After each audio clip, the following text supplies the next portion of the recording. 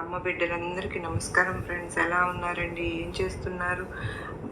అమ్మవారి దయ వలన ఎప్పుడు ఆనందంగా ఆరోగ్యంగా ఉండాలని, మీరు కోరిన కోరికలన్నింటినీ అమ్మవారు తీర్చేయాలని మీ తరపున నేను కూడా అమ్మవారిని మనస్ఫూర్తిగా కోరుకుంటూ, ముందుగా అమ్మవారి పాదపద్మలకు ఒక్కసారి నమస్కరించుకుని వీడియోలోకి అయితే వెళ్ళిపోదాం. ఇక ఈరోజు అమ్మవారు అమ్మ మాటగా ఏం చెప్పబోతున్నారు, ఏమి సందేశం ఇవ్వబోతూ ఉన్నారు అంటే కనుక, బిడ్డ నీ పెజవాడ కనకదుర్గమ్మ ముక్కు పొడుగును ఒక్కసారి తాకు తల్లి. నీ గురించి నీకు తెలియని, వింటే ఒళ్ళు గగురు పొడిచే 10 పచ్చి నిజాలను ఈరోజు నీకు చెప్పాలి అని అనుకుంటూ ఉన్నాను తల్లి. గుండె నిబ్బరం చేసుకుని మరీ వినమ్మా. ఎందుకు అంటే ఒక్కొక్క నిజం వింటూ పోతూ ఉంటే నీ కళ్ళల్లో నీళ్లు జల జల రాలిపోతాయి.